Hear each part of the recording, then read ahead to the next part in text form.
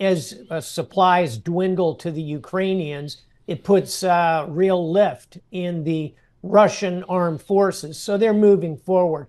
It's not yet the end of the road for Ukraine, but you can feel the wind behind the sails of Vladimir Putin.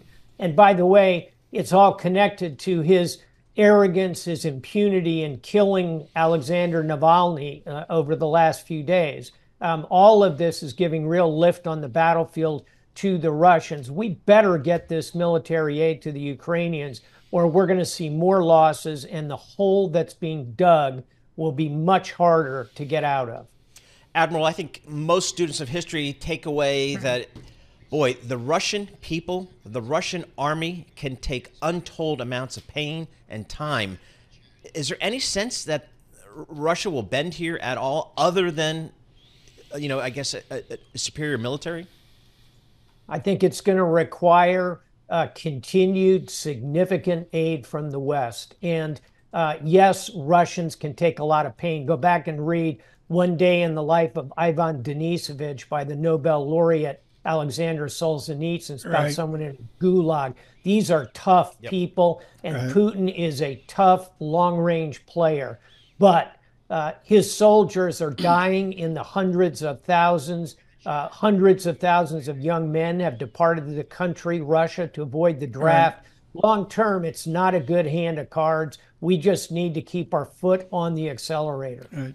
James Stavridis with us, the former NATO Supreme Commander. Program note here, the new Foreign Affairs magazine is extraordinary. Neil Ferguson, the great and controversial historian, with a definitive essay there on just what the Admiral was talking about, which is the detente, the new kind of theme that's out there of a Kissinger realist policy versus whatever the new policy is that we're making up as we go.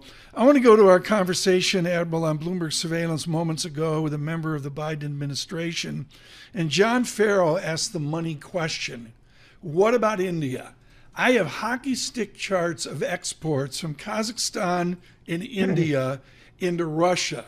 What is our political and military leverage with Mr. Modi as he faces a new election? First, let's let him get through his election. 900 million people literally are going to go to the polls and vote in India. I think he'll win a strong poll. Then he'll come back with real confidence in his third term. I think that's when we can go to him off stage and say, what will it take? Can we pull you away from this support line you are providing to Russia? You're right, Tom.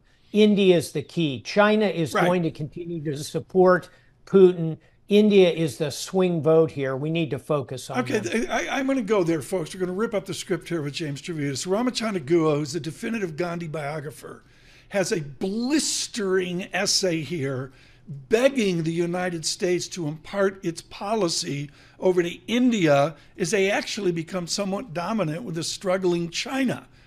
Do we have any military presence over there, Admiral? Do we exist in the Indian Sea or the South, whatever this ocean is there, from South Africa, Durban, on the way over to Indonesia? Yeah, Tom, that would be the Indian Ocean. Thank you. It's the third largest ocean. That's why, Admiral, you were on the boat and I was driving the taxi cab. So we have a strong level of presence there because we sail through it, both from the Pacific side and from the Red Sea side into the Arabian Gulf.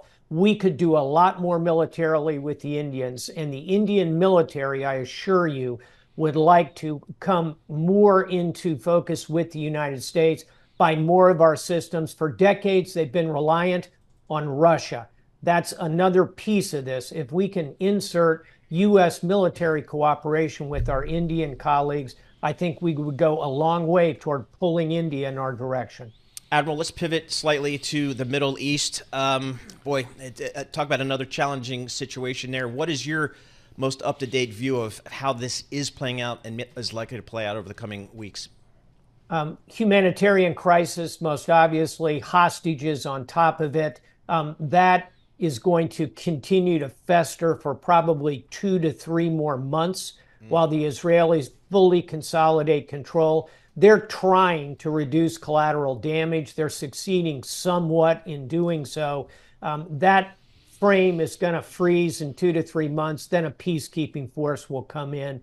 Things will deaccelerate at that point. The one I'm watching from an investment perspective are the attacks, the Red Sea, the potential effective closure of the Suez Canal by the Houthis. We're going to need to put more military missiles on targets ashore in order to stop that and keep the global commerce open. Those are the two main things I'm watching.